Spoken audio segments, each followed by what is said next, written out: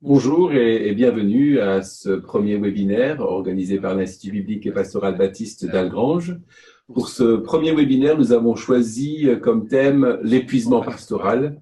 Nous pensons que cela concerne tous les pasteurs à un moment ou à un autre de leur ministère.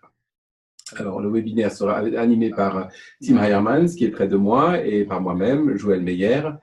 Tim est pasteur, il est aussi missionnaire et enseignant à l'Institut biblique depuis de nombreuses années. Quant à moi, je suis pasteur également et président de l'Institut biblique. Alors, sans tarder, nous allons commencer à parler de ce sujet qui, je crois, nous concerne tous. Alors, l'épuisement pastoral, comme je le disais, c'est un thème qui nous concerne tous à divers degrés dans notre ministère, mais je ne connais pas un pasteur qui ne soit pas passé par là, plus ou moins à un certain moment de sa vie. Nous allons beaucoup utiliser le mot fatigue dans cette conférence. Je voudrais juste signaler que nous ne parlons pas de la fatigue normale de la vie. Lorsque nous avons passé une journée de travail, il est normal d'être fatigué. La fatigue dont nous parlons, c'est vraiment la fatigue dans le ministère qui concerne l'épuisement pastoral lorsqu'on en a un peu ras-le-bol et qu'on est vraiment épuisé. C'est de cela qu'on parle ici. Alors, pour commencer, on voudrait faire quelques réflexions générales concernant le ministère. Tout d'abord, nous constatons et nous croyons profondément que dans toute notre discussion, nous devons nous souvenir du fait que Christ est notre vie et que pour faire face à l'épuisement pastoral, il ne suffit pas tout simplement de lire un livre un peu léger, un peu light sur les aspects psychologiques ou même physiques de l'épuisement, mais que nous devons nous tourner à Christ, dont on reçoit la vie éternelle, et la force pour vivre tous les jours, pour faire face à ce genre de fatigue qui nous fiche plein dans le visage. Mm-hmm. Également, comme réflexion générale que nous nous sommes faites, c'est que le ministère n'est pas une profession, comme vous le savez, mais une vocation. On n'est pas pasteur de 8h à midi et de 14h à 18 et on rentre chez soi et on n'est plus pasteur. Nous sommes pasteurs 24 heures sur 24 parce qu'il s'agit là de l'appel du Seigneur et c'est une œuvre excellente à laquelle il nous appelle. Toute notre vie est ministère. Tout comme pour tout chrétien, chacun de nous est appelé à servir Dieu 24 heures sur 24. Pour le chrétien dans notre Église, servir le Seigneur, ce n'est pas simplement quelque chose que l'on fait le dimanche matin, quand tout le monde peut faire belle figure et donner une bonne impression, mais c'est quelque chose qui devrait nous préoccuper tous les jours, à tout moment.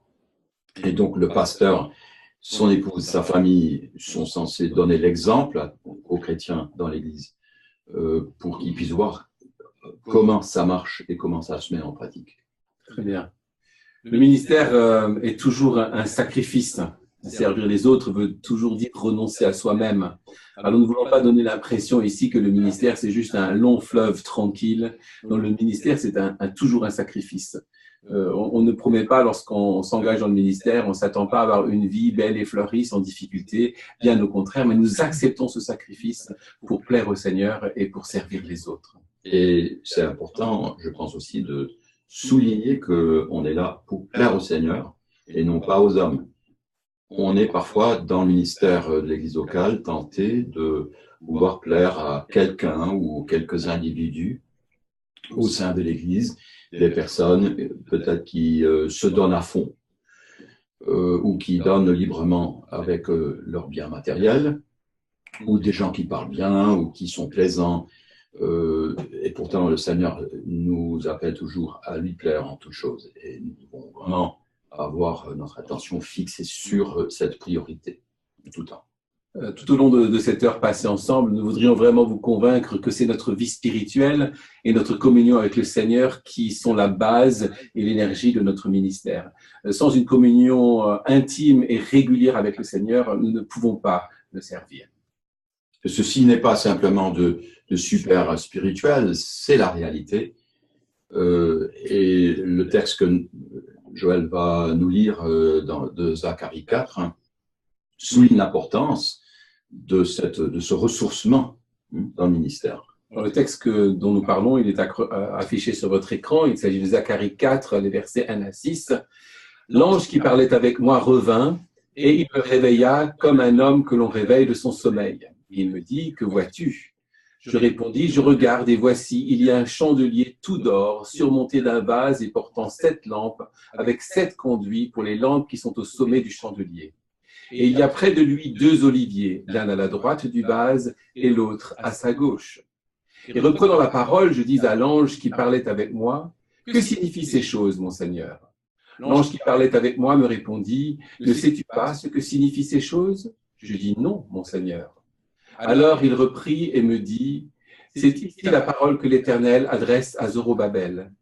Ce n'est ni par la puissance, ni par la force, mais c'est par mon esprit, dit l'Éternel des armées. Quel est le sens de cette image? Bien tout comme le chandelier dans le temple, le deuxième temple de Zorobabel, était allumé à chaque moment, tout moment. Cette huile qui montait permettait que la flamme continue de briller. Et ce chandelier, dans la vision de Zacharie, était alimenté par, non pas par des petits pots qui pourraient vite se vider, mais par deux troncs d'olivier, deux arbres vivants. Donc il y avait une source continuelle, sans fin, d'huile d'olive. Ceci nous montre que nous sommes, nous aussi, dépendants de la source divine, qui est le Seigneur Jésus-Christ, qui par son esprit vient habiter en nous et qui nous donne la force de faire face aux épreuves et aux difficultés du ministère. Donc nous devons nous souvenir de cette image chez Zacharie. Nous avons essayé de réfléchir à quelques conditions qui mènent ou qui entraînent cette grande fatigue dans le ministère. La première que nous avons vue, et nous savons que cela concerne plusieurs d'entre vous et m'a concerné moi pendant bien des années, c'est le cumul d'un emploi séculier avec le ministère. Il est évident que lorsqu'on est obligé de conjuguer un travail séculier avec le ministère, cela va entraîner de la fatigue. Lorsque nous préparions cela, Tim et moi, je lui racontais que pendant plusieurs années, au début de mon ministère, je travaillais 40 heures par semaine, je passais en plus 2 à 3 heures par jour dans les transports et je prêchais le dimanche. Et souvent, je faisais encore le groupe de jeunes et d'autres études bibliques. Et il est vrai qu'après quelques années, la fatigue s'est installée. Je me rappelle en particulier qu'il y avait des moments où je rentrais le soir du travail et n'avais d'autre solution que de garer ma voiture dans une rue adjacente de l'église pour terminer la préparation de mon étude biblique que je n'avais pas eu le temps de faire avant. Et je restais dans la voiture et n'allais pas dans l'église pour ne pas être dérangé. Donc c'est sûr que le cumul d'un travail professionnel et du ministère va entraîner de la fatigue. On peut aussi citer la solitude. On peut se sentir seul et sans ressources parfois, même si on est au milieu d'une foule, ou même qu'on soit soutenu par des collègues, des gens dans l'Église. Lorsque nous sommes venus au Luxembourg dans les années 70, nous étions soutenus par des collègues qui avaient fondé l'Église quelques années auparavant. Et leur aide était très appréciable et très appréciée, indispensable d'ailleurs. Mais après avoir fait 6 mois d'études de langue française au centre missionnaire, on est venu au Grand-Duché, puis on était en face d'un petit groupe de personnes que nous ne connaissions pas. On ne connaissait pas la culture de Luxembourg et parfois on se disait mais qu'est-ce qu'on va faire ici? Quelles sont les priorités de notre ministère? Et puis, ça sapait parfois notre force. On se sentait parfois, malgré cet entourage, un peu seul. Cela ne nous a pas complètement mis dans la déroute ou dans l'épuisement, mais c'était fatigant. Une autre source de fatigue que vous et nous connaissons tous, c'est les soucis de couple et de famille. Lorsqu'il y a des tensions dans nos couples et dans notre famille, évidemment, cela va engendrer de la fatigue. Plus de fatigue engendre plus de tension et cela ne s'arrête pas. On va en parler un tout petit peu plus tout à l'heure. Nous nous sommes rendus compte en préparant cette petite heure que nombre des points que nous adressons mériteraient un webinaire à eux tout seuls. Mais nous allons faire du mieux que nous pouvons dans cette heure pour donner quelques indications. Un de ces points, c'est certainement la méconnaissance parfois du rôle pastoral. Il y a de différentes attentes au sein de l'Église, peut-être au sein d'une certaine confession, rassemblement d'Église, quant à ce que devrait faire un pasteur. Et nous, pasteurs, nous avons aussi notre vision de ce que nous devrions faire. Mais ce qui peut être fatigant, c'est les différentes appréciations au sein de l'Église et dans notre voisinage. Ce monsieur, qu'est-ce qu'il fait de son temps libre? Il est toujours à la maison, peut-être qu'il a le bureau chez lui, il est toujours en vacances, qu'est-ce qu'il fait? Et puis, il y a certaines personnes en France qui sont issus d'un arrière-plan catholique où on voit le pasteur un peu comme le prêtre protestant. Et on le paye, peut-être pas si bien que ça, mais on le paye quand même pour qu'il fasse tout pour nous. Il est donc à notre disposition, il est gentil, mais il va pas nous demander de faire plus que de l'écouter régulièrement le dimanche matin. Et puis éventuellement d'assister à quelques réunions bibliques, aux réunions de prière. Donc, on va parler davantage de ça tout à l'heure. Quel est le rôle du pasteur? Évidemment, ceci s'accompagne des critiques des membres qui sont une grande source de fatigue pour nous. Et là, je vous entends, j'ai l'impression de voir dans vos yeux ce que vous êtes en train de penser. Et oui, les critiques, des fois, on en a un peu assez. Et évidemment, il y a toujours les bonnes critiques et les mauvaises, mais celles qui nous fatiguent ne sont pas celles qui nous encouragent et qui nous disent « Ah, tu avais un bon message ce matin, frère ». Les critiques qui nous fatiguent, c'est celles qui disent « C'était trop long, on n'a pas bien compris, on a tellement souhaité que tu viendrais nous faire une visite, mais tu n'es pas venu, et puis nos enfants ont des difficultés, il semble que tu n'as jamais de temps pour nous ». C'est le genre de critiques, à force, qui sont fatigantes. Et parfois, pour les pasteurs en France, et peut-être aussi à l'étranger, j'entends ça assez régulièrement, c'est qu'il y a un manque d'argent. Et c'est peut-être aussi parce que moi-même et le missionnaire qui vient des États-Unis, du Canada, qui profite d'un soutien qui est parfois très généreux et stable, néglige de donner un enseignement suffisant aux églises naissantes, comme quoi elles devraient soutenir leur propre pasteur, et cela de façon généreuse, parce qu'un pasteur fidèle au sein d'une église biblique, c'est quelqu'un qui est vraiment précieux dans la vie de chacun. Et il ne faut pas sous-estimer sa juste valeur, mais surtout l'apprécier et être généreux pour soutenir et pour même aller au-delà de ce qu'on pense, ce qui est possible. Mais ce manque d'argent, parfois, est quelque chose qui décourage profondément. Les deux prochaines conditions que vous voyez sur votre écran sont des conditions de fatigue beaucoup plus personnelles. Nous avons marqué là notre indiscipline et la procrastination. Et c'est sûr que si ma vie n'est pas organisée, si je ne suis pas discipliné dans mon étude ou discipliné dans l'organisation de ma vie, je serai nécessairement fatigué parce qu'à la place d'être proactif, je vais continuellement être réactif. C'est-à-dire que je vais éteindre les feux comme un pompier, mais c'est tout ce que je vais faire. Et ça, c'est très fatigant. Alors, si je m'organise un peu plus, même si j'ai beaucoup à faire, et plus j'ai à faire, plus d'ailleurs je dois m'organiser, et mieux je suis organisé, mieux je vais pouvoir accomplir ma tâche sans fatigue ou avec moins de fatigue. Et la deuxième condition directement liée à cela, c'est la procrastination. Et là, comme des héros dans cela, parce que nous savons des fois attendre jusqu'à la dernière minute pour faire ce qui est à faire, et on se trouve souvent des bonnes raisons pour attendre la dernière minute. Alors des fois, il y en a, mais ceci ne devrait pas être l'habitude. Si nous sommes plus proactifs, nous serons moins procrastinateurs, c'est-à-dire nous attendrons moins la dernière minute pour accomplir une tâche que nous savons que nous devons accomplir, et des fois depuis très longtemps.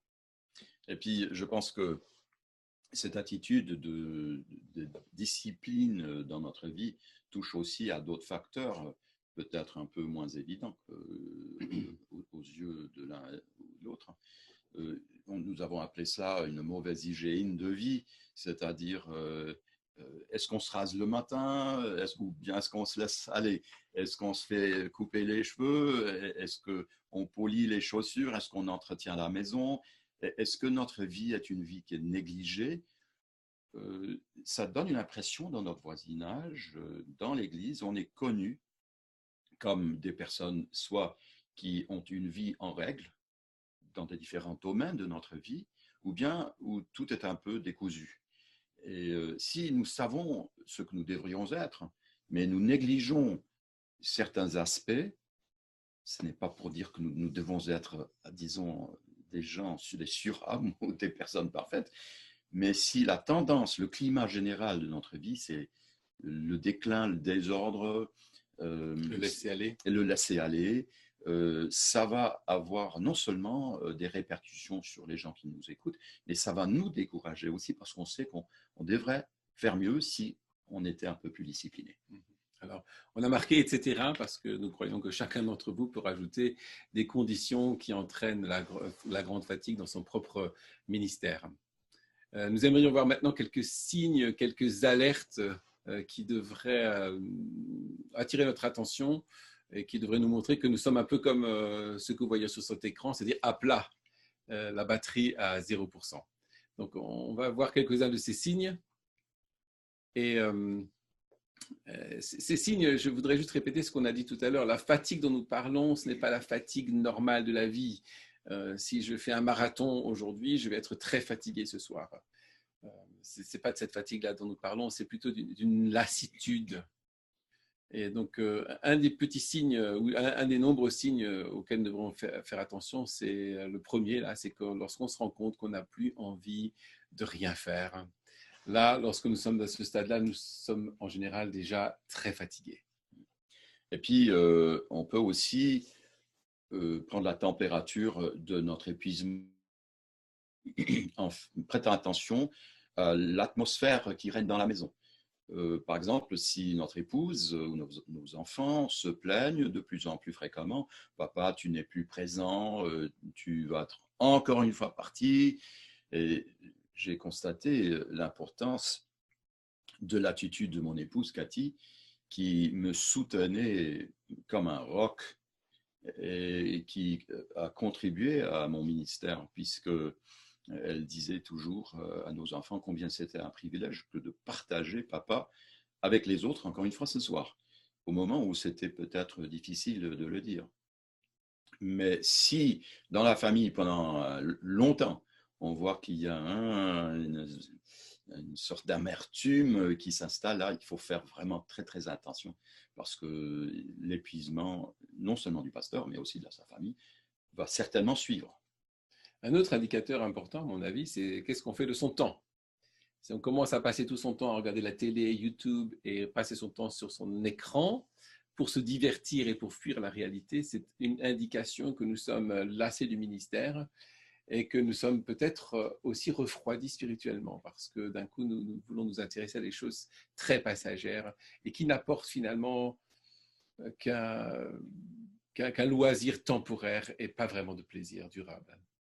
Et quand on se trouve dans cette situation où on passe son temps, peut-être des heures et des heures, devant YouTube ou, disons, le téléphone, nécessairement, la préparation du message sera une corvée parce que on va voir, ah, je n'ai que tant et tant d'heures pour préparer le message de dimanche ou l'étude, et puis on se sent un peu handicapé à cause de ça.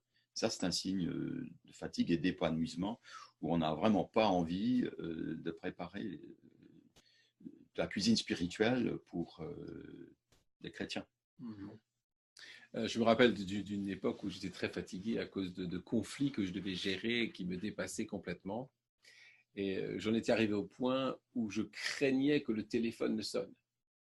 Quand le téléphone sonnait, je me disais, qu'est-ce qui m'arrive encore? Je n'avais plus la force même de répondre au téléphone.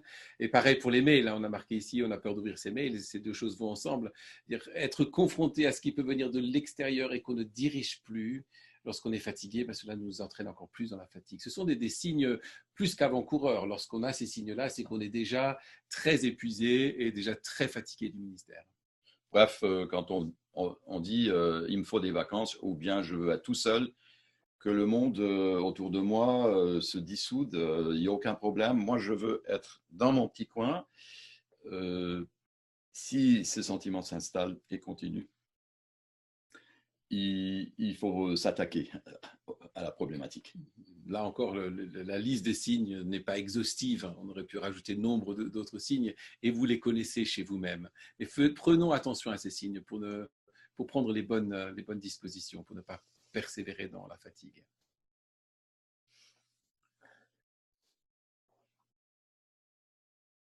Alors nous avons décidé de partager le reste de notre temps sur un verset de l'apôtre Paul, nous le lirons tout à l'heure, deux grands axes pour nous préserver et pour nous préserver de la fatigue et peut-être pour en sortir. C'est d'abord veille sur toi-même et ensuite veille sur ton enseignement. Dans un premier temps, veiller sur toi-même, ce qui concerne, soi-même. 1 Timothée 4, 16. Veille sur toi-même et sur ton enseignement, persévère dans ces choses, car en agissant ainsi, tu te sauveras toi-même et tu sauveras ceux qui t'écoutent. Explique-nous ce que ça veut dire, se sauver soi-même et ceux qui t'écoutent. Alors c'est évident que se sauver soi-même n'a rien à voir avec notre salut éternel. Nous savons que nous sommes sauvés. C'est un cadeau que Dieu nous a fait, que nous avons accepté par la foi et que nous avons pour toujours, puisque rien ne peut nous séparer de l'amour de Dieu manifesté en Jésus-Christ. Donc il n'est pas question ici du salut éternel de Timothée, il est question de se préserver. C'est pour ça que nous avons choisi ce verset, parce qu'il y a un peu comme une ordonnance qu'un médecin donnerait à un malade. Si tu veux te préserver toi-même et aussi préserver ceux qui t'écoutent, parce que les gens nous écoutent et nous sommes responsables de ce que nous leur donnons, eh bien, il dit deux choses simplement, veille sur toi-même et veille sur ton enseignement. On va essayer de voir ce que ça veut dire, veille sur toi-même et sur quelques aspects de notre vie sur lesquels il faut veiller. Donc, tout d'abord, l'importance du culte personnel. Nous connaissons tous et nous avons souvent prêché devant notre troupeau l'importance du culte personnel en citant sans aucun doute le psaume 119, 105. Ta parole est une lampe à mes pieds et une lumière sur mon sentier. Et il est facile de dire aux autres comment ils doivent faire. Ça coule de source. Mais faire soi-même ce qu'on demande à d'autres de faire, ça ne coule pas de source. Là, il faut une discipline supplémentaire. Il faut que notre relation avec le Seigneur soit nourrie de bonnes habitudes. Et même quand on n'a pas envie le matin d'ouvrir la Bible et de prier et de passer du temps auprès du Seigneur, qui lui veut une communion fraternelle intime avec nous, plus que nous voulons avoir cette communion intime avec lui. Nous avons surtout besoin de le faire malgré nos sentiments. Donc un conseil peut-être concret, ce serait de suivre un plan de lecture ou un projet d'étude, quelque chose que j'ai essayé dans mon expérience, ça m'a beaucoup aidé. Parfois, un plan d'étude qui dure 1 an, où on lit la Bible en entier, soit de façon chronologique, c'est-à-dire on lit les livres selon l'ordre des événements bibliques, soit on lit un texte historique de l'Ancien Testament, un texte du Nouveau Testament, plus un psaume, plus un proverbe ou un chapitre des proverbes. Ou bien, quelque chose qui m'a obligé de rester au chaud par rapport aux langues originales, c'est de travailler tous les jours un petit texte en grec ou un petit texte en hébreu. Je travaille davantage l'hébreu en ce moment parce que pour le ministère de la traduction du Nouveau Testament luxembourgeois, je dois maintenant me consacrer davantage à cela. Et ça m'aide à réfléchir plus profondément sur un texte.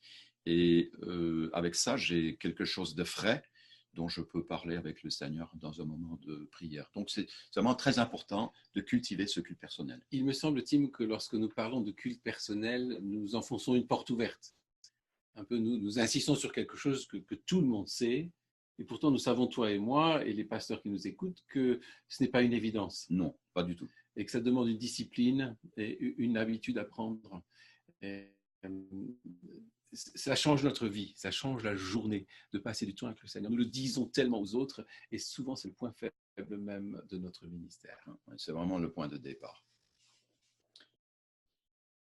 Un autre point, surveille sur toi-même. Toi-même, ce n'est pas juste toi, mais nous avons inclus dans toi-même ceux qui sont le plus proches de nous, ceux dont nous avons la responsabilité. Alors évidemment, on parle de culte familial. Alors les frères, je vous entends parce que nous sommes tous dans la même situation et vous êtes en train de vous dire oui, il faut faire ceci, il faut faire ceci, il faut faire cela, une infinité de choses à faire. Ce que nous essayons de vous passer ici comme message, c'est de faire les choses prioritaires.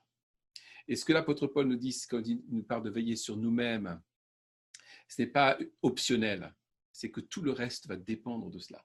si nous ne veillons pas sur notre propre vie spirituelle et sur la vie spirituelle de notre famille, notre ministère ne portera pas de fruits. C'est aussi simple que cela. Alors des fois, il faut renoncer à faire d'autres choses et c'est ça qui est difficile dans le ministère pastoral et pourtant c'est nécessaire, renoncer à faire certaines activités pour se consacrer à celles qui sont vraiment essentielles. En voilà une, le culte familial. Je vais vous lire ce passage de Deutéronome 6, 6 à 9. Après, tu peux nous en dire quelques mots si tu veux. Oui.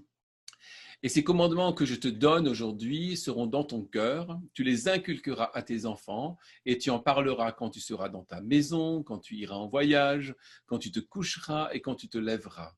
Tu les liras comme un signe sur tes mains et ils seront comme des frontaux entre tes yeux.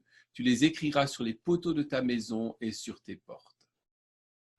Il est évident, lorsque nous, chrétiens, nous lisons un texte comme ça, qu'on sera peut-être tenté de croire, bon, ça n'a absolument rien du tout à voir avec nous, parce que j'ai vu devant le mur de la lamentation à Jérusalem qu'il y a les juifs orthodoxes qui répètent leur Talmud ou leur prière, des psaumes, etc., et qui ont ce morceau, ces fiches de cuir, et puis leur petite boîte sur le front. Et ils ont le nez dans leur Torah. Mais nous, tout ça, c'est derrière nous. Et nous avons la liberté en Christ de faire autre chose. Mais le principe reste néanmoins immuable. C'est que nous devons inculquer dans nos enfants, il est répété par exemple dans les Éphésiens et dans les Colossiens, que les pères doivent inculquer les doctrines, les saintes doctrines de l'Évangile dans la vie de leurs enfants, et que donc nous pouvons prendre comme modèle cette prescription donnée aux Juifs que de saisir chaque moment de la journée, chaque situation qui est propice à l'enseignement pour en profiter pleinement et leur dire, voilà, voici une situation à l'école ou une dispute à la maison avec ta sœur, ton frère, voilà comment on peut appliquer un principe biblique pour en arriver à une conclusion. Il y a un deuxième texte que je voudrais vous lire. On n'y pense pas toujours à ce texte, mais c'est un texte qui parle, à mon avis aussi, en partie du moins, du culte familial. Il se trouve dans le psaume 128, les versets 1 à 4. Il dit « Heureux tout homme qui craint l'Éternel, qui marche dans ses voies. Tu jouis alors du travail de tes mains. Tu es heureux, tu prospères. Ta femme est comme une vigne féconde dans l'intérieur de ta maison. Tes fils sont comme des plants d'olivier autour de ta table. C'est ainsi qu'est béni l'homme qui craint l'Éternel. » Alors nous parlions du culte familial et ça me fait sourire ce texte parce qu'il parle d'être autour de la table. C'est quelque chose qui se perd malheureusement dans notre société moderne. Et il parle des enfants comme des plants d'olivier. Nous parlions tout à l'heure des oliviers qui produisent de l'huile. Ben, nos petits plants d'olivier, ils ont besoin d'être nourris. Et cette nourriture, elle se reçoit à la maison, premièrement. L'instruction biblique pour nos enfants ne se passe pas d'abord à l'église, mais l'instruction biblique se passe d'abord à la maison. Et c'est pour ça qu'une des qualifications du pasteur, c'est de bien pouvoir gérer sa maison. Si nos enfants ne sont pas bien instruits, comment pouvons-nous prétendre instruire les autres? C'est quelque chose qui me revient toujours en pleine face lorsque je vois mes enfants et je me dis, si eux n'ont pas compris, alors qu'ils vivent avec moi, comment vont comprendre ceux à qui j'essaie d'enseigner le dimanche ou d'autres jours de la semaine? Et ce autour de la table, cette dimension est, comme tu l'as signalé à l'instant, d'autant plus important aujourd'hui où tout le monde a un peu tendance à aller dans tous les sens. Il est important d'être au moins, si on le peut, être au moins une fois par jour ensemble autour de la table pour avoir une discussion, pas de téléphone, pas d'interruption, pas de, disons, d'ordi, mais vraiment pour être en face l'un de l'autre et avoir une discussion. Ça fait partie du culte familial. Tout à fait. Un autre point où il faut veiller sur toi-même, c'est dans l'intimité du couple. Nous connaissons ce passage de 1 Corinthiens 7,5 qui nous dit « Ne vous privez pas afin de ne pas vous laisser tenter par votre manque de maîtrise de soi. » Oui.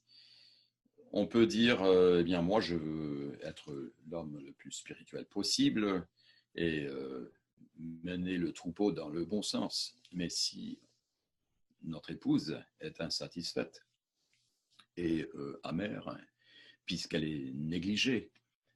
Ce n'est pas une bonne chose. Donc, il est important.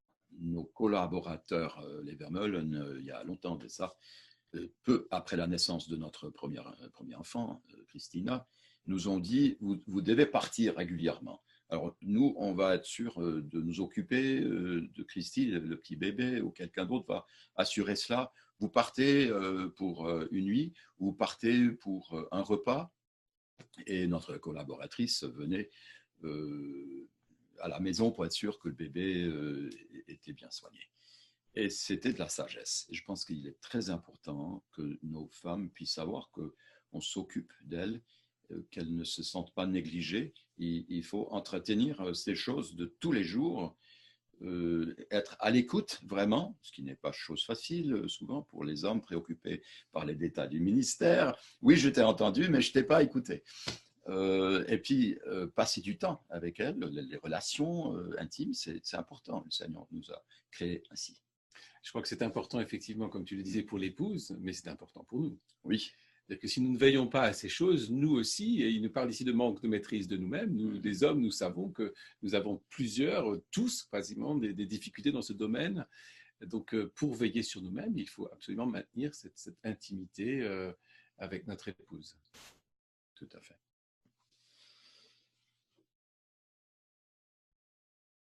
On attend la prochaine diapositive. Voilà, elle est maintenant à votre disposition. La santé. Dans 1 Timothée 4, verset 8, il est dit « l'exercice corporel est utile à peu de choses, tandis que la piété est utile à tout, ayant la promesse de la vie présente et celle qui est à venir. » Ayant dit cela, nous aimerions quand même souligner le fait que l'exercice physique est quand même utile à peu de choses. Mais ce peu, c'est quand même quelque chose. Et donc, si nous négligeons la bonne nourriture, l'exercice, le mouvement, les gymnastiques, alors nous ne sommes pas sages. Nous avons tendance à mener une vie assez sédentaire. On est assis au bureau, on est assis pour écouter les gens. Donc, il faut du mouvement pour que le temple du Seigneur soit entretenu. Pour ceux qui me connaissent, et je sais que nombre de ceux qui sont inscrits me connaissent, vous savez que je ne suis pas un sportif, loin de là. Mais moi, j'ai trouvé ces dernières années que de faire une promenade avec mes fils régulièrement me permettait de sortir et nous permettait aussi d'avoir des conversations l'un avec l'autre ou d'aller à la piscine régulièrement avec l'un ou l'autre. C'est des petites choses que je me force à faire, même si je n'ai que très peu de temps, mais le bénéfice qu'on en tire est tellement plus grand que cette heure que nous consacrons à cela et nous fait du bien à nous et à eux.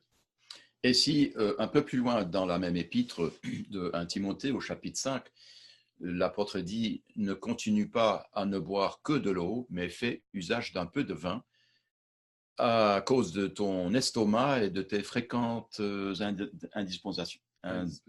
dispositions. » C'est clair que ce pauvre Timothée, pasteur rongé par les soucis des autres et peut-être par ses propres problèmes, ses propres défis, ça ne tournait pas comme il faut à l'intérieur. Donc Paul dit, prends un peu de vin, peut-être qu'il y avait des problèmes d'eau, peut-être que Timothée était complètement...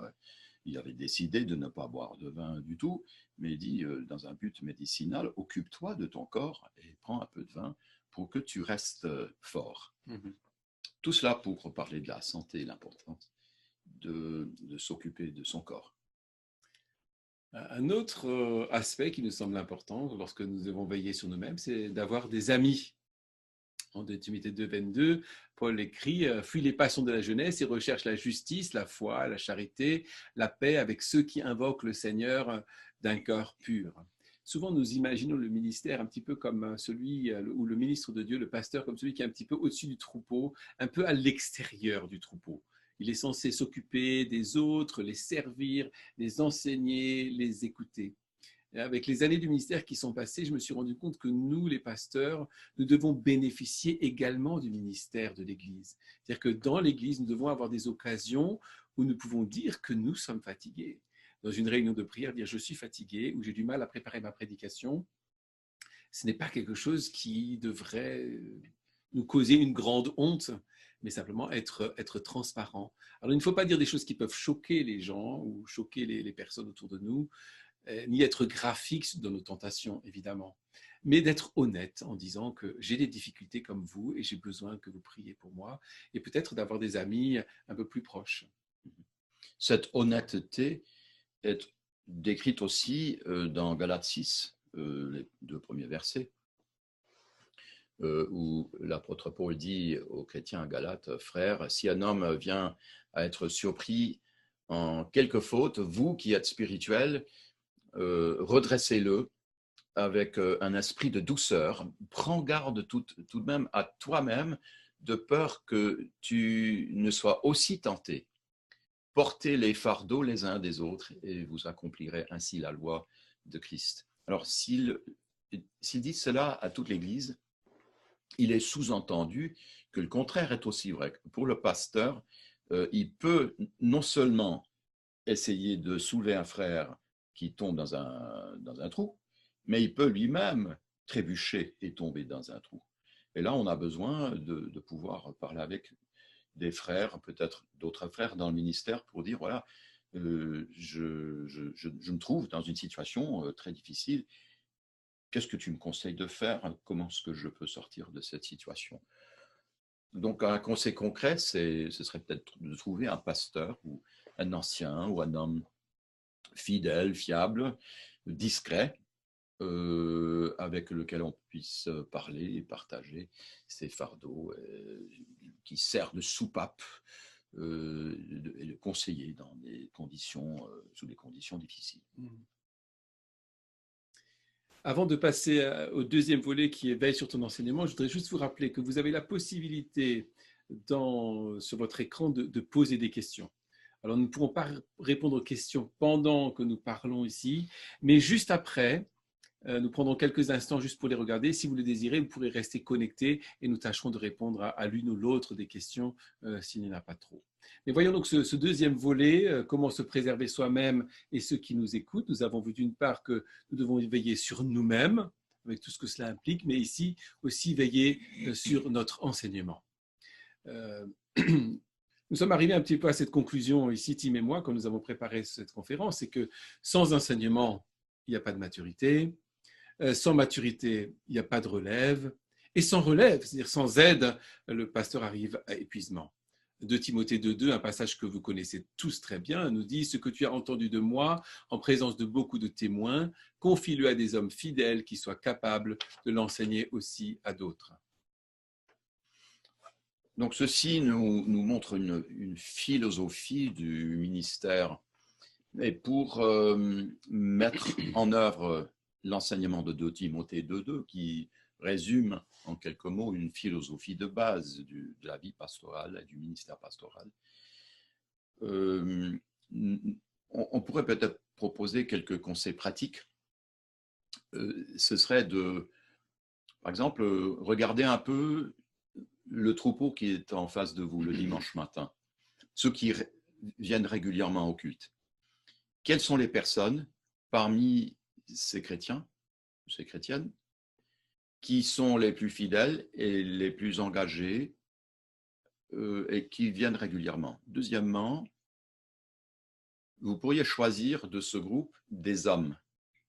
Ce n'est pas pour négliger les femmes. En général, selon mon expérience, dans les églises, des petites églises en France et dans le monde francophone, souvent, il y a plus de femmes que d'hommes. Et il y aurait des raisons à cela. Mais il est important pour le pasteur, selon 2 Timothée 2,2, de choisir les hommes fidèles et de les reconnaître et de passer du temps surtout auprès des hommes. Donc un troisième pas, ce serait, après avoir choisi ces hommes et après les avoir identifiés, de construire un programme où on passe du temps avec eux. Au début, ça peut être autour d'une tasse de café, pour partager des requêtes de prière, hein, pour lire un petit texte biblique. Et puis, en se basant sur cette relation personnelle avec les hommes de l'Église, vous allez voir qu'il y a des questions qui ressortent. Que faut-il croire de ceci? Ou j'ai vu telle ou telle personne parlant sur YouTube de telle ou telle doctrine. où il y a une tendance dans notre ville ou dans notre région. Comment devons-nous répondre à cela? Comment pouvons-nous faire face à telle ou telle difficulté dans la vie? Et à partir de cette relation, vous serez censé faire plus au niveau de l'enseignement et vous aurez du temps auprès des hommes les plus engagés de l'Église. Et ça, c'est quelque chose pour l'avenir. Vous bâtissez un fondement pour la relève dans la génération qui vient. C'est stratégique. Toujours sans enseignement, pas de maturité, sans maturité, pas de relève, sans relève, épuisement du pasteur. Là encore, je vous entends, après avoir écouté Tim, en train de vous dire, oui, mais je ne sais pas quand je vais prendre le temps pour former ces personnes. Je peux vous dire par expérience que lorsqu'on fait cela, on a vraiment l'impression de faire ce qui est important dans le ministère. Et cela nous détend, parce que nous savons que nous faisons ce qui est bien devant le Seigneur. Alors, c'est une question, là encore, on a insisté là-dessus tout à l'heure, et on en parlera encore un peu tout à l'heure, c'est vraiment la priorité dans le ministère. Nous ne sommes pas appelés à tout faire, nous sommes là pour équiper les saints à faire l'œuvre du ministère. Et les équiper, c'est donc les enseigner. Et donner cette priorité à passer du temps avec des hommes fidèles, je pense que c'est la base pour veiller sur notre enseignement, parce que c'est à eux qu'on va le donner, et on va s'assurer qu'eux puissent donner un enseignement fidèle à ceux qui suivent. En Actes 4, lorsque la première église de Jérusalem était submergée par tout plein de petits soucis, et là en particulier de soucis de repas, les apôtres se sont rendus compte qu'ils ne pouvaient pas tout faire. Et voilà ce qu'ils ont donc décidé, de choisir des hommes dans l'église qui étaient fidèles, remplis de l'esprit, pour leur confier une tâche. Et voilà ce que nous écrit Luc en Actes 4. Et nous continuerons à nous appliquer à la prière et au ministère de la parole. Donc la priorité est la prière et l'enseignement. C'est quelque chose qu'on voudrait être sûr que tout le monde parte aujourd'hui d'ici avec cette certitude que le ministère sans prière et sans enseignement n'est pas le ministère. J'ai malheureusement connu un pasteur un jour qui, après avoir prêché à un mariage, je l'avais entendu et je l'ai remercié pour sa prédication. Je lui ai dit, c'est vraiment très bien. Il me dit, tu sais Joël, je ne prêche presque plus. J'étais très surpris, un pasteur qui me dit « je ne prêche presque plus », il me dit « j'ai tellement de tâches administratives à faire que je ne prêche plus ». Et ça, c'est le piège. Donc, la priorité pour les apôtres et la priorité pour nous, c'est la prière et l'enseignement. Ouais. Encore un autre élément qu'il faudrait peut-être souligner, et on revient un peu à notre premier point, Christ et notre vie. On retrouve le même principe sous l'Ancienne Alliance et le prophète Ésaïe, Dieu sauve, met l'accent là-dessus dans cette partie du texte du chapitre 4 à la fin, versets 28 à 31. Joël va nous le lire. Je pense que c'est le chapitre 40. 40, j'ai dit 4, hein, 40, chapitre 40, versets 28 à 31. Ne le sais-tu pas, ne l'as-tu pas appris? C'est le Dieu d'éternité, l'Éternel, qui a créé les extrémités de la terre. Il ne se fatigue point. Il ne se lasse point, on ne peut sonder son intelligence. Il donne de la force à celui qui est fatigué, et il augmente la vigueur de celui qui tombe en défaillance. Les adolescents se fatiguent et se lassent, et les jeunes hommes chancellent. Mais ceux qui se confient en l'Éternel renouvellent leur force. Ils prennent le vol comme les aigles, ils courent et ne se lassent point, ils marchent et ne se fatiguent point. Voilà, donc des paroles qui nous encouragent. Et il est facile de dire, mais c'est de la belle poésie, mais ma vie ne correspond pas à cela. Nous devons en être convaincus que le Seigneur est capable de nous porter, même si nous sommes fatigués. Je reviens un peu à ce que Joël a dit tout à l'heure. Nous ne parlons pas ici d'une simple fatigue. Tout le monde est fatigué. Nous avons cité lors de notre préparation un petit dicton que j'ai souvent entendu, la plupart des gens dans ce monde qui prennent des décisions importantes ont mal à la tête. Donc tout le monde est fatigué, mais pour faire face à l'épuisement pastoral, nous devons nous sentir portés par le Seigneur. Et il nous promet qu'il est prêt à le faire. Et si nous nous confions en l'Éternel, il va le faire. Tout à fait. Donc, quelques remarques en guise de conclusion pour essayer de rassembler l'ensemble des idées dont nous avons parlé ici. Alors, évidemment, nous avons parlé de discipline personnelle, gérer son temps et penser ses priorités. Ça, c'est vraiment important. Ne pas se laisser absorber par toutes les attentes des gens. Nous l'avons dit au début, ce que nous voulons, c'est plaire au Seigneur et non pas aux hommes. Et ce que le Seigneur veut, des fois, est déplaisant pour certains des hommes. Il y a des gens qui nous demandent beaucoup d'attention, mais ce n'est peut-être pas eux qu'il faut la donner la plus. Comme nous l'avons vu, nous voulons donner notre attention et notre énergie à des hommes qui sont fidèles, qui peuvent enseigner d'autres. Oui, donc ça, c'est garder la vision du ministère. Et moi, j'ai besoin tout le temps de revenir à ce que je suis ici. Pourquoi je suis ici? Je ne suis pas là pour me lancer simplement dans l'activisme, mais pour me concentrer sur des choses qui sont importantes du point de vue stratégique. Et cela défini de façon biblique et non pas par les hommes et par ma culture. Donc, je dois prier pour le troupeau, je dois l'enseigner, je dois former les hommes fidèles parce que le leader en général oublie la génération suivante. Il pense à sa situation d'aujourd'hui, mais il doit toujours cerner ce qui vient, disons, 10 ans, 20 ans plus loin et s'attendre au Seigneur à ce que lui fasse ce dont on a besoin. Quelque chose qui m'a pas mal aidé ces dernières années pour garder la vision du ministère, c'est de prier pour les gens pour lesquels je vais prêcher le dimanche matin.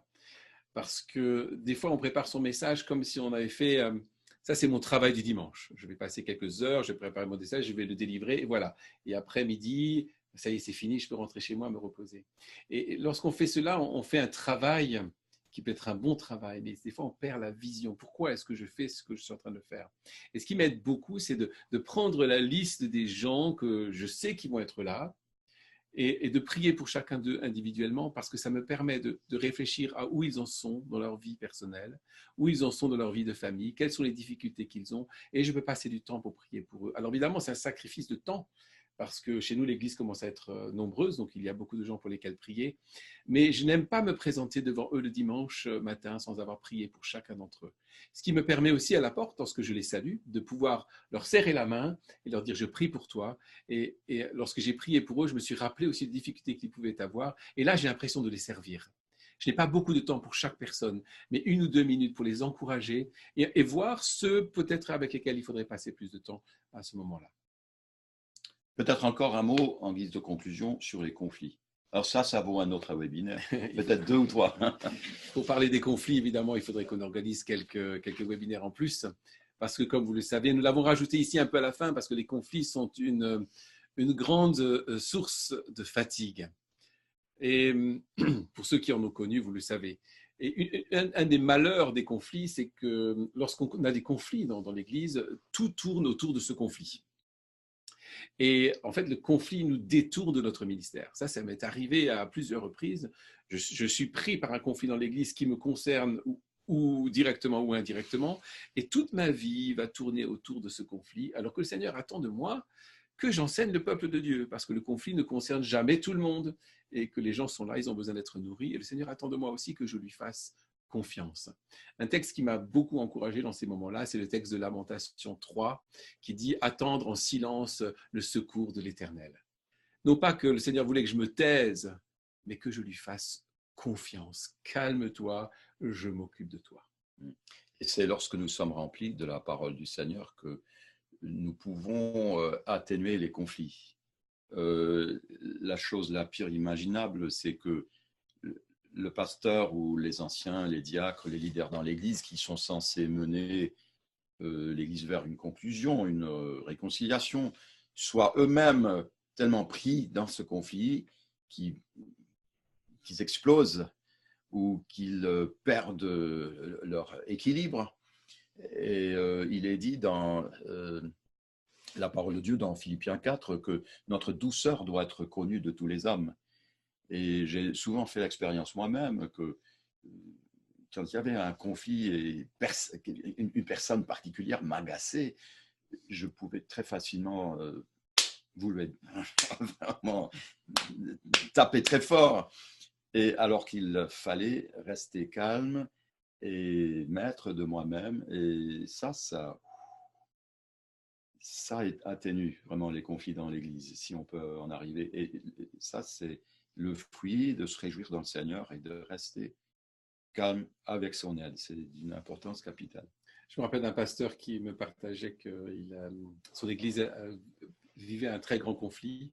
Et pour répondre à ce conflit, ne sachant plus par quel bout prendre la situation, parce que tout le submergeait, il a commencé à sortir dans la rue, à évangéliser les personnes. Il a dit, là, je faisais ce que le Seigneur attendait de moi. Je ne pouvais pas régler ce conflit, j'étais dépassé, je n'avais pas de solution, mais j'avais du temps et j'ai utilisé ce temps pour évangéliser mes voisins. Les conflits et autres épreuves font grandir. Ça, on l'oublie toujours. Et nous devons nous réjouir de nos difficultés et croire que Dieu est à l'œuvre dans nos vies et qu'il accorde la sagesse. Et nos difficultés, celles dont nous avons parlé ce matin, c'est la fatigue ou l'épuisement ou maintenant les conflits. Combien de fois avons-nous prêché ce passage de Jacques 1 mes frères, regardez comme un sujet de joie complète les diverses épreuves auxquelles vous pouvez être exposés. Et si nous pouvions regarder notre épuisement pastoral ce matin comme un sujet de joie? Cela nous permet de repenser au Seigneur, de nous mettre à genoux devant lui et de dire, Seigneur, je me réjouis de ce que tu m'as amené dans cette situation parce que j'ai cru jusqu'à présent que je pouvais faire ce travail par moi-même. Et je me rends compte que pour le faire, j'ai besoin de cette relation avec toi, j'ai besoin de ta parole pour me fortifier, pour avoir une vision renouvelée de mon ministère. Ouais.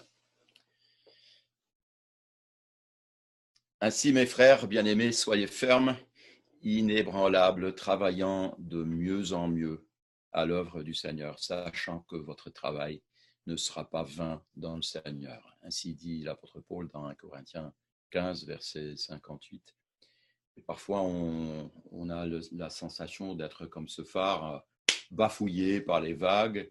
Et pourtant, on voit ces photos souvent des bâtiments qui sont conçus pour tenir ferme en face des forces incroyables. Et nous souhaitons que chacun de nous puisse être comme ce phare qui donne la lumière de l'Évangile fidèlement, quoi que vienne. Et c'est notre prière pour vous et nous souhaitons que ces quelques remarques aient pu peut-être vous encourager, vous aider. Si vous avez des suggestions, des questions auxquelles nous pourrions peut-être rapidement répondre, vous avez maintenant l'occasion d'écrire un petit mot. On va rester connecté. On va prendre un petit mot, un petit moment pour voir s'il y a des questions auxquelles nous pourrions répondre brièvement. Sinon, vous pouvez nous écrire aussi à la suite du webinaire et nous serons heureux de vous répondre. Vous pouvez nous contacter même plus tard pour ceux qui ne nous connaissent pas bien. Vous pouvez aller sur notre site de l'Institut biblique et pastoral baptiste. Je vous rappelle que notre école, son rôle premier est de former des pasteurs. C'est pour cela que d'ailleurs nous vous parlons. Nous prions pour la France. Nous avons un fardeau pour notre pays parce que nous voyons qu'il y a un manque évident d'ouvriers formés dans la parole de Dieu, capable de l'enseigner.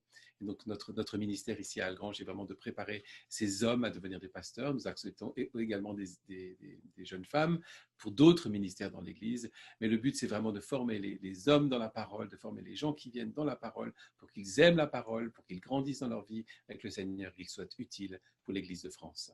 Merci beaucoup pour votre écoute. Si vous restez connectés, nous revenons dans un instant pour répondre à vos questions. Sinon, on espère vous retrouver la prochaine fois. Que le Seigneur vous bénisse.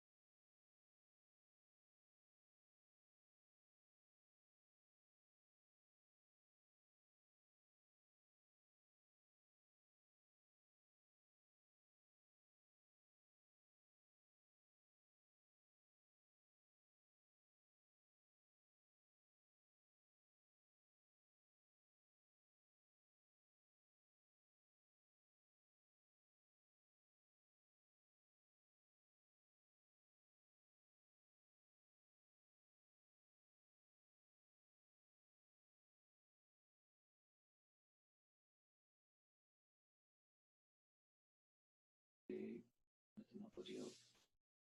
On demande aux gens s'ils peuvent nous entendre. Est-ce que vous pouvez nous entendre là? Est-ce que vous pouvez lever la main comme vous avez fait tout à l'heure pour montrer que vous nous entendez? Très bien, tout le monde nous entend. Il y a eu quelques questions. Une question technique d'abord. Est-ce que on va pouvoir réécouter ce webinaire ultérieurement? Oui. D'ici 1 heure ou 2, vous devriez pouvoir y accéder sur notre site ibpb.org. Donc, n'hésitez pas à retourner là-dessus. Quelqu'un a posé la question si la fatigue du pasteur pouvait être amoindrie si l'Église était mieux organisée. La réponse est évidemment oui. Mieux, on a parlé de discipline de la vie du pasteur, on aurait pu parler aussi d'organisation de l'Église. Plus l'Église est organisée, évidemment, plus le pasteur sait où il va. Et il sait qu'il n'a pas tout à faire, parce que lorsque l'Église est organisée, cela sous-entend qu'il y a des responsables pour certaines réunions sur lesquelles il se repose. Lorsque l'Église est toute petite, évidemment, ça prend du temps, mais la question est intéressante parce que je pense que l'organisation de l'Église se pense dès le début. Dès le début, on n'attend pas d'être submergé pour organiser, on organise dès le début. Et une bonne façon de faire, il me semble, il y a des choses qui s'apprennent dans les livres, mais une autre façon de faire, c'est peut-être de chercher une Église un peu plus grande, un peu plus âgée que celle de laquelle vous êtes responsable, et de prendre contact avec ce pasteur et voir comment il fait, et même d'aller les visiter pour voir comment ça marche, parce que nous avons parlé de ça plusieurs fois déjà avec Tim et d'autres professeurs à l'Institut. Un des problèmes que nous voyons en France, c'est qu'il y a très peu d'églises suffisamment grandes, suffisamment mûres pour vraiment montrer à quoi ça ressemble une église qui fonctionne bien. Alors, je ne dis pas qu'il n'y a pas d'église qui fonctionne bien en France, il y en a beaucoup, mais pas suffisamment pour que nous ayons vraiment des exemples. Donc, essayez de chercher de l'aide un peu ailleurs. On a vu tout à l'heure que c'est important pour le pasteur de chercher un pasteur peut-être un peu plus âgé. Ça, c'est une des questions que l'on peut poser et ne pas être gêné de demander de l'aide pour l'organisation de l'Église. Il y avait une autre question sur prendre une année sabbatique ou un moment sabbatique. Un moment sabbatique. Là, évidemment, la notion du Shabbat, c'est arrête. On fait l'arrêt. On s'arrête de donner, on reçoit, on se repose. Je me souviens que Charles Spurgeon faisait souvent des voyages dans le sud de la France, il passait du temps. D'ailleurs, c'est une très très bonne idée, je suppose, que de descendre dans le sud de la France au lieu de rester dans le nord, de l'autre côté de la Manche. C'était un homme raisonnable, mais il avait des problèmes physiques aussi qui expliquaient ce raisonnement. Je pense qu'il sait très bien de prendre des périodes régulièrement où on peut se nourrir du ministère d'autrui. Je me souviens dans les années 80, lorsque à Mâcon, les églises des frères de grâce qui tenaient et tiennent toujours le château de Saint-Albin avaient mis à disposition des pasteurs et des missionnaires en France, dans toute l'Europe en fait, des cours à distance où le professeur venait de leur faculté donner des modules qui duraient en général une semaine. Et je partais avec mon collègue à Mâcon, on passait parfois une semaine, parfois on passait 2 semaines, et on revenait pour le week-end. Je me souviens d'avoir été rajeuni et j'étais gonflé à plein sur le chemin de retour. Et je pense pouvoir dire que sans aucune exception, le jour de mon retour, je pouvais partager avec les gens de l'Église ce que j'avais reçu pendant cette semaine. Donc ce genre de repos, pas d'inactivité, mais ce départ pour se ressourcer, pour apprendre, pour être encouragé par d'autres, est quelque chose de très bénéfique. Mais évidemment, il faut être sûr d'être soutenu par son épouse, par sa famille, par l'Église.